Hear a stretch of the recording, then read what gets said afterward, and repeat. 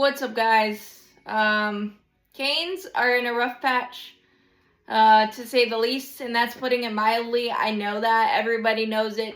It just feels like everybody's holding their sticks tighter, trying to make the perfect pass, trying to be perfect.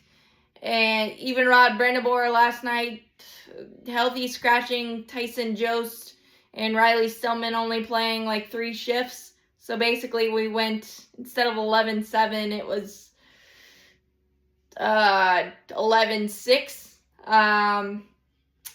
And it's just been bad hockey, straight up. Like, the defense is something we hold our hat on, and it's been really, really bad. I don't think I can stomach watching Brent Burns, at least on the top pair, much longer, because Jaccob Slavin deserves better, and I love Brent Burns, and I love that he's the Iron Man streak and all that stuff, but I feel like there needs to be a shakeup there, big time, or shakeup somewhere. And everybody's just trying so hard, and it's boiling over to penalties. Last night we took 5 plus a 5-on-3. There he scored 2 power play goals, and we gave up 4 goals on 17 shots. So they were grade A, high danger chances, and they were able to execute. Our power play is still disgusting looking.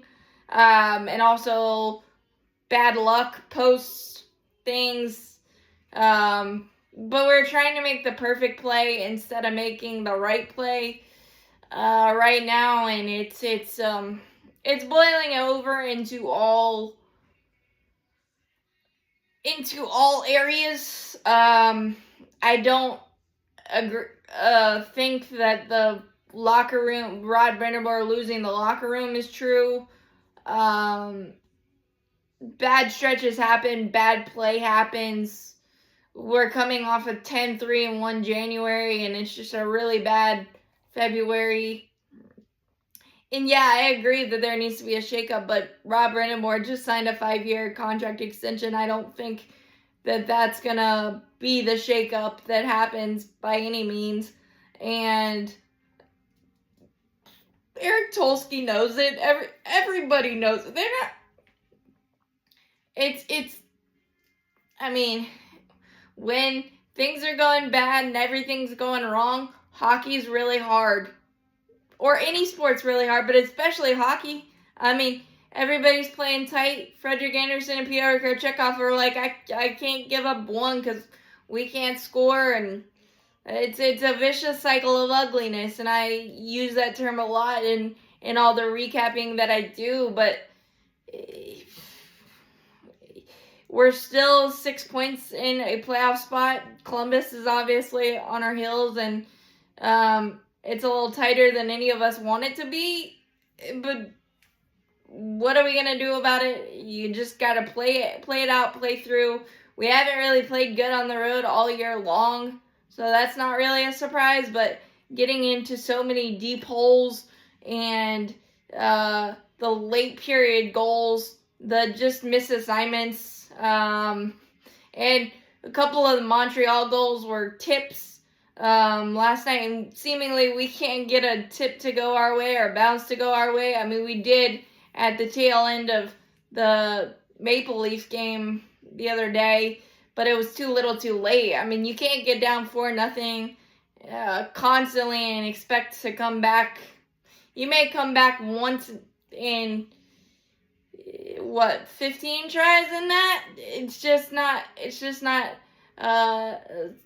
sustainable, and they know it. I mean, everybody's trying too hard, but I don't think Brent Burns on the first power play. I know it's because he's a righty, I think. It's more because of that than the effectiveness, but I think Brent Burns is a cause. Like, we're just playing so tight. But hopefully this next 3 game stretch is at home. We're 21-6-1 at home. So hopefully we can start stacking the W's and stacking the points.